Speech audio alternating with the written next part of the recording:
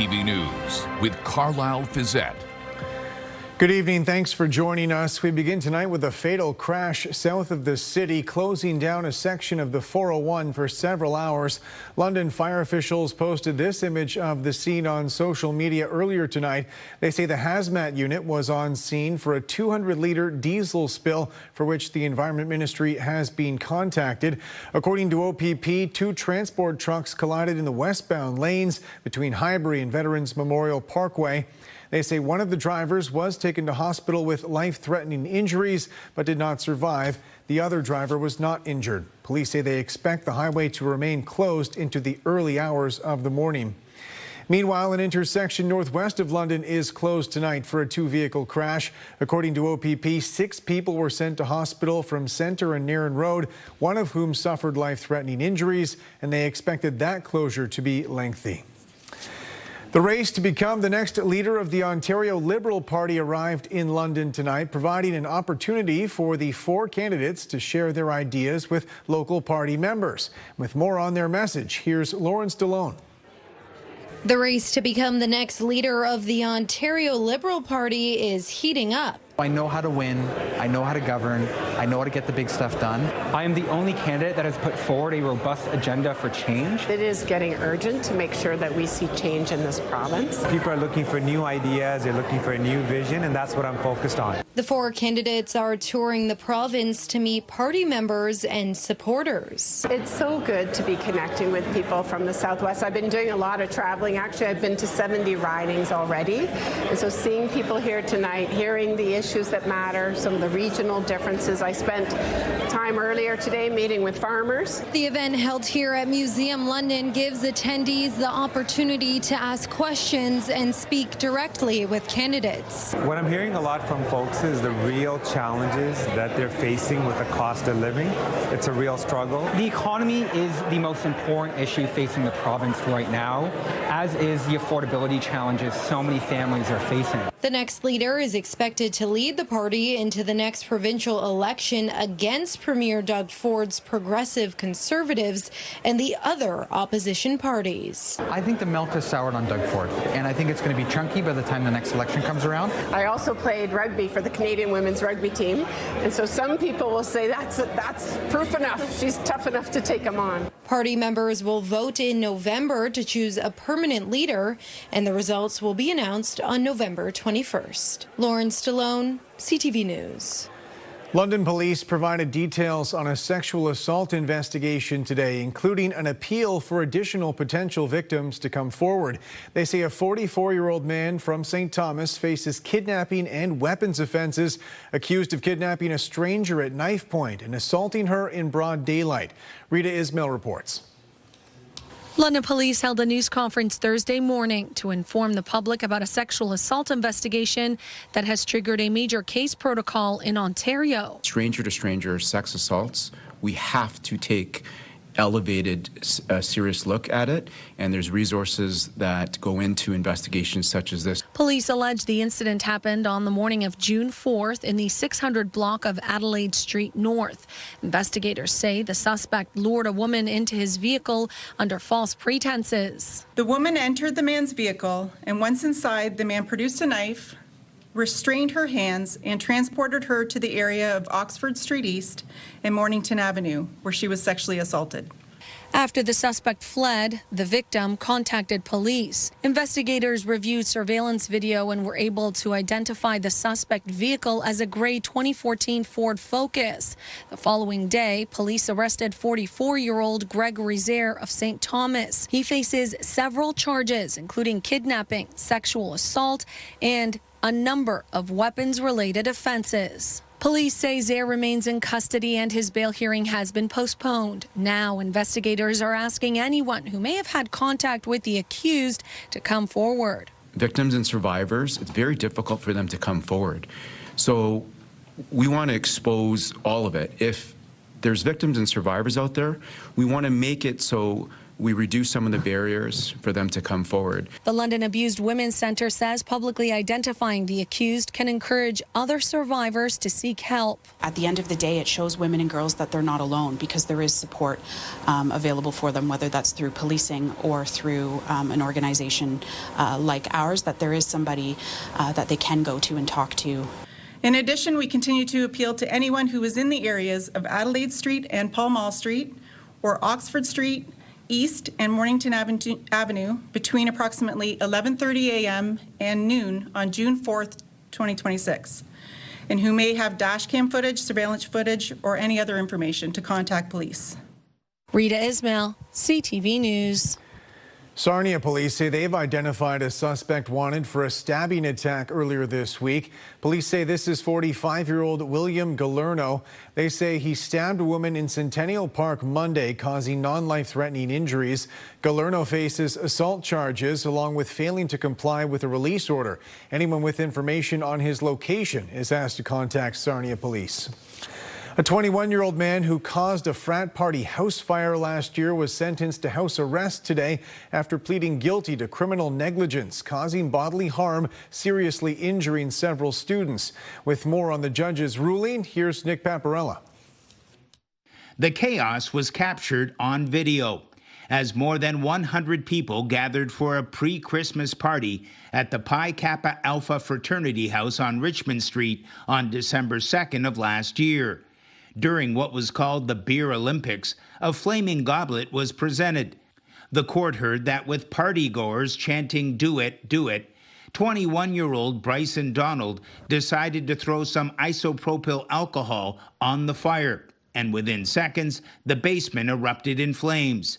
6 people were rushed to hospital with severe burn injuries, with some still requiring medical attention. At the sentencing hearing, Justice Kevin McHugh told the court this case has had a significant impact on the victims. In some cases, lives have been forever altered. He added, while I accept that he did not intend to cause anyone injury, the conduct created an obvious and immediate risk of serious bodily harm to anyone in the area. One of the victims was Caitlin Jeffrey, who has undergone several surgeries.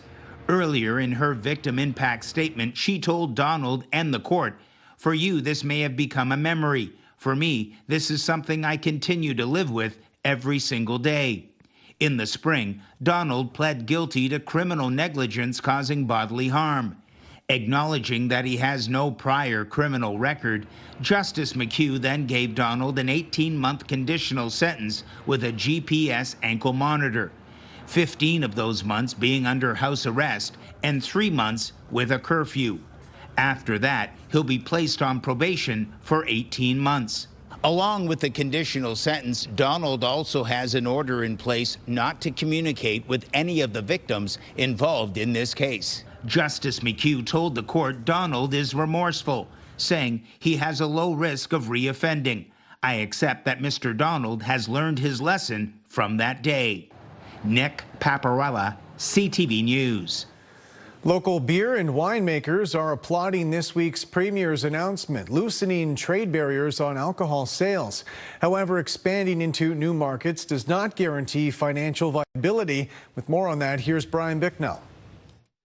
Paul Corriveau is ready to open the fridge door to more customers. We have lots of people that reach out to us from other provinces that would love us to get our beer out there. We're just trying to figure out the economics of shipping and delivering and what have you. The co-founder of Railway City Brewing in St. Thomas is raising a glass to a new agreement to remove some barriers on interprovincial alcohol sales.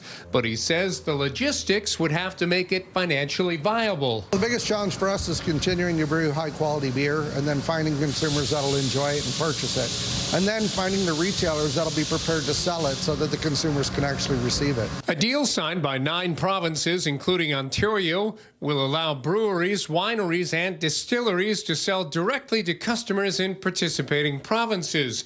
What it could mean for consumers, for example, is they'll now be able to order a bottle of wine from another province and have it shipped straight to their door. It opens up markets. It opens up markets for direct sale, wine club growth as well, seasonal opportunities, so could be good. And with the U.S. booze ban still in effect, this announcement coming at a time that many Ontarians are discovering, or in some cases rediscovering, some of the tastes in their own backyard. You do hear there's a real sense of pride growing, and wow, I'm kind of forced to have some Ontario wine, and I'm really enjoying it. It's really something that I don't want to go back on. The alcohol deal is part of a larger effort to address interprovincial trade barriers across Canada. It also follows U.S. President Trump's latest threat to slap 50% tariffs on a wide range of Canadian goods, including alcohol. As long as you have a great tasting product and the price is competitive, people will find you. Brian Bicknell, CTV News, St. Thomas. CTV News has learned City Hall just purchased what could become a major piece of an environmental oasis right in the heart of the city. With more on the expansion plans for the Cove's ESA, here's Daryl Newcomb. Cheap? No, it wasn't cheap. But this private property near the center of the Cove's environmentally significant area was sold earlier this week. Neighbors of the mostly forested residential lot have been watching nervously since it was listed for sale. I was quite concerned. My property backs onto the Coves, and it's always been very wild. It's been a beautiful place that we've walked to every day. Property acquisition, 65 Cove Road. On Tuesday, council announced the City of London had purchased the 3.1 hectare property for $625,000. Located in the floodplain next to the German-Canadian Club, it includes more than 300 meters of the East Pond shoreline. City staff tell CTV News that the plan is to add the property to the environmentally significant area. Quote, it is adjacent to the existing Cove's ESA and provides ecological linkages connecting natural areas within the Coves. Currently, the Cove's ESA contains about 46 hectares of woodland and ponds, including 5 kilometers of hiking trails,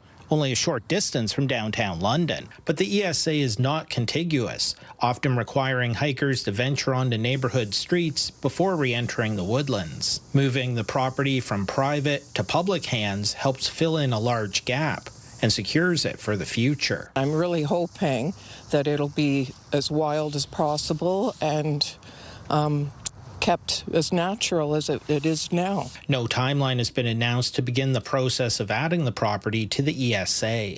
Daryl Newcomb, CTV News. There's been a substantial drop in numbers for one of the most popular and profitable fish species in our region. Jerry Dewan has more on the potential factors impacting the yellow perch population and whether a rebound could be on the horizon. After dropping nets before sunup, the crew of the CJ Weaver do a little maintenance and cleanup. They'll head back out onto Lake Erie in the early evening to collect those nets. They focus on catching walleye and yellow perch. They say the hunt for perch this year is landing them nothing, like next to nothing. I mean, like they just don't seem really to be anywhere. Yellow perch are the highest value fish in Lake Erie. They, along with walleye, are among a small number of intensely managed fish species that are subject to fishing quotas. So, what's causing the drop in yellow perch population? Elevated walleye populations.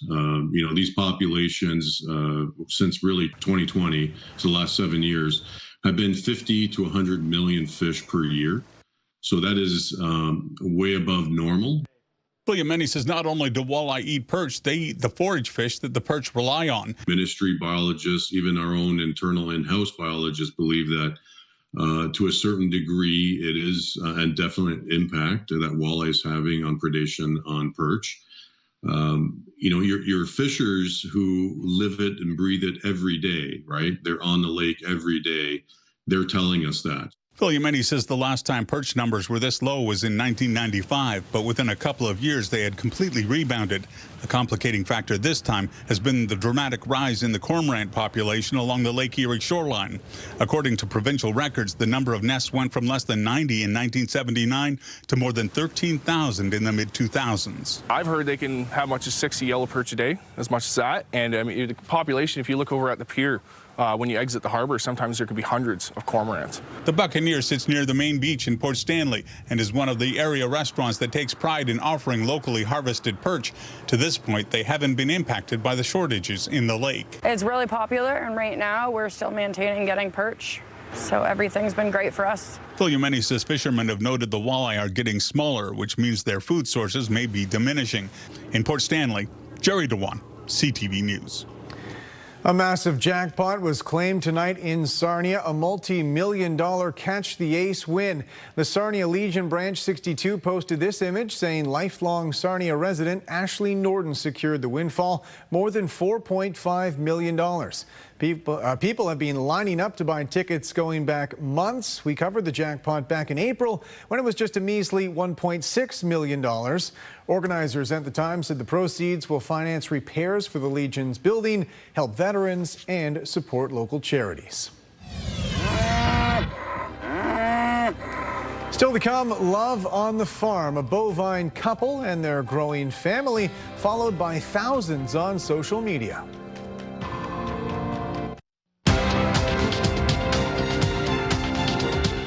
North American markets fell today as the price of oil rose. In Toronto, the TSX lost 292 points. In New York, the Dow dropped 507. The Nasdaq fell 553. The Canadian dollar is up 0.03 cents today. On commodity markets, gold lost more than $100 an ounce. Oil climbed more than $5 a barrel. The Prime Minister arrived on Prince Edward Island today for face-to-face meetings with Canada's premiers who have been demanding a federal plan for negotiating a trade deal with the U.S. Rachel Aiello reports. Under pressure to plot Canada's path through the latest escalation of the trade war with the United States, Prime Minister Mark Carney met with premiers today to strategize. Canadian governments around this table will do whatever it takes to defend and support our families, our workers, and our businesses. Morning. Provincial and territorial leaders went into the meeting wanting the Canadian government to articulate how they intend to get the Americans to the table. With a strong plan, Team Canada, led by the Prime Minister. And what happens if he doesn't have a strong plan today? Well, I don't expect him to have the T's crossed and I's dotted, but it's a Team Canada approach led by the Prime Minister. Canada-U.S. Trade Minister Dominic LeBlanc and Chief Negotiator Janice Charette joined today's talks. And hours later, First Ministers emerged united and with new resolve. We're ready. We're ready because we have been focusing on what we can control. And that's building our strength at home. As the clock ticks towards U.S. President Donald Trump's new tariffs coming into effect, Carney said he sees the current deadline as both a potential endgame, but also just another pressure tactic. Everything's on the table if there's no agreement, depending on the outcome of the negotiations. And premiers, while initially differing on retaliation, agreed the best outcome would be to get a comprehensive deal that provides relief for the full range of tariff-affected sectors. 97% of our goods cross the border without tariffs, but we'd like it to be 100%. And we'd like it to be the same way for the rest of the country as well. The Prime Minister was also pressed to keep provinces in the loop as negotiations intensify. Canada's at its best when provinces and territories and the federal government work together. Carney and the premiers also agreed to keep up efforts to strengthen the domestic economy, to reduce Canada's reliance on the United States long term, from breaking down even more interprovincial trade barriers to building more major energy projects. Rachel Aiello, CTV News, Charlottetown.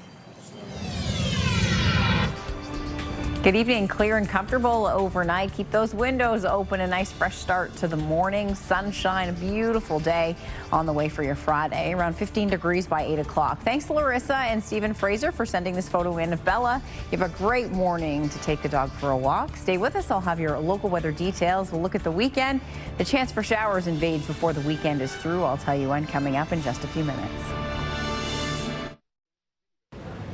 Welcome back with Julie on the desk now, and it feels like this is maybe I don't know if lull's the right word, but it's kind of a more chill forecast, so to speak, maybe even because of the temperatures. Yeah, a break from the intense heat. It's so nice to be able to get outside. We had gorgeous conditions through the day today. The air quality was excellent in terms of sunshine, lots of that out there, and the temperature coming in at 24 degrees. It was a beautiful morning as well. Hopefully you opened up those windows, keep them open if you have tonight. Skies will be clear, the wind's nice and fresh, and as we head into tomorrow, we have some sunshine on the way. That big area of high pressure will slowly move over the Great Lakes. That high slides in.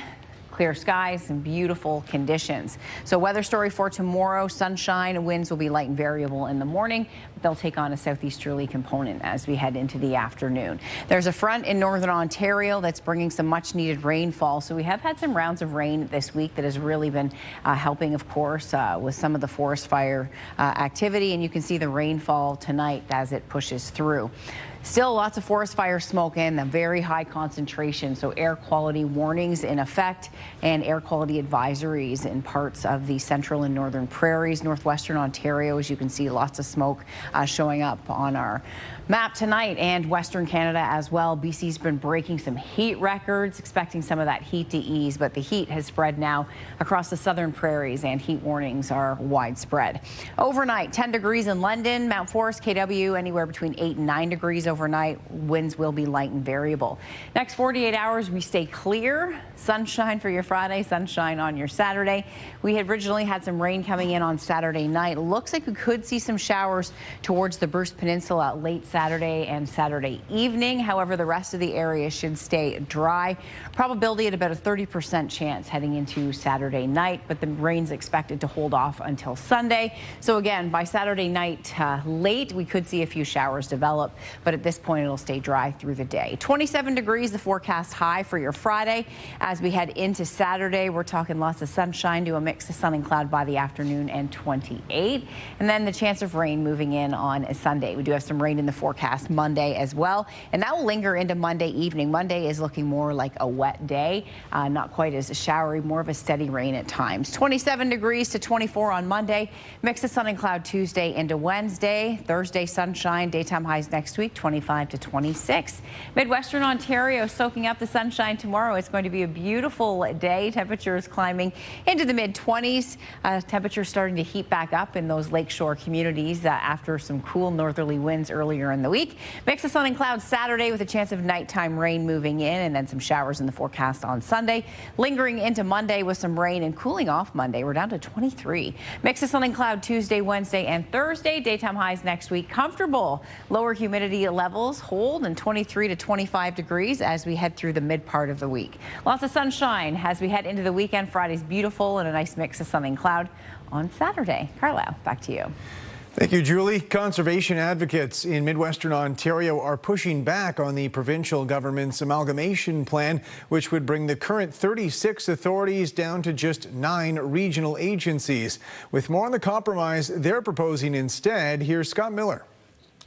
I think, it's working together. At the most recent meeting of the Maitland Valley Conservation Foundation, Dr. Justina Ray, founder of the Wildlife Conservation Society of Canada, made it clear that local decision-making about environmental protections matter. This incredible link between global and local action really meets at the watershed scale. Which is why Dr. Ray and many at last month's meeting are against provincial plans to amalgamate Ontario's 36 conservation authorities into 9. It's really, really important that you've got a local knowledge, and we don't want to lose that. We don't want to lose that into a great big massive regional conservation authority that, in our case, covers 19,500 square kilometers. The province-wide conservation amalgamations take effect February 1st. The province says combining conservation authorities and creating a centralized Ontario Provincial Conservation Authority will streamline building approvals, standardize services, and strengthen watershed management. McCougan says cutting out lower-tier municipal involvement is a mistake. I think that we need to make sure that our voice is not lost in a big regional conservation authority.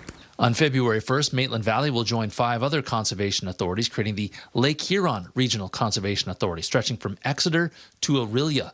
McCougan is still pushing to split their newly created regional authority in half. We would love to see a Lake Huron focused. Use the Lake Huron shoreline as a datum and make that a conservation authority. We were proposing that we call it the Lake Huron Conservation Region, drop the authority name. Whether the government goes for McCougan's proposal or not remains to be seen. Dr. Ray fears her work with Maitland Valley and other conservation authorities on the One Health lens, which intertwines environmental planning decisions to not only consider the impact on animal and natural health, but its impact on human health as well, will be lost amidst the new centralized conservation agency. We have to be celebrating the watershed, even though politically speaking, it is being torn down in front of us. In Midwestern Ontario, Scott Miller, CTV News.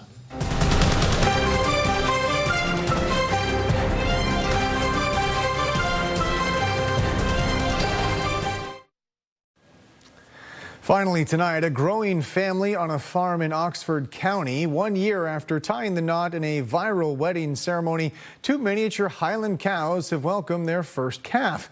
However, as Alexandra Holick reports, their family might be growing faster than expected. It was just over a year ago that Muriel and Rhett joined together in holy matrimony for a first of its kind cow wedding.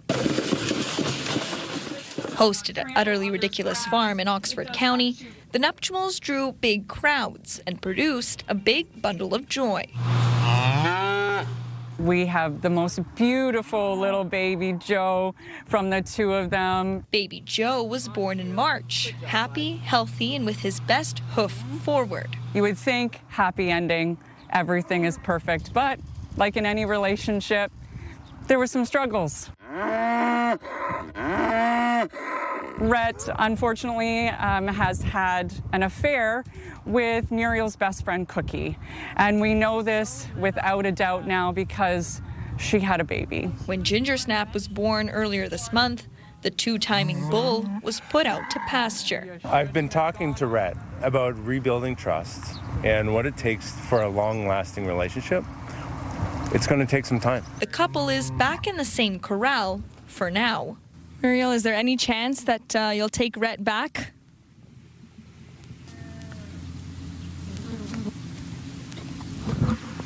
It's too soon to say. In the meantime, the farm has seen a boost in visitors hoping to catch the cast of 4-legged characters, all with their own personalities. We've named it Days of Our Livestock because that's just what it's become. But we have seen a lot of people coming really wanting to meet the couple, which has been really nice to see. The hope here on the farm is that Muriel and Rhett will move past this and go on to greener pastures with baby Joe and the rest of their growing family. Alexandra Holick, CTV News, Oxford County.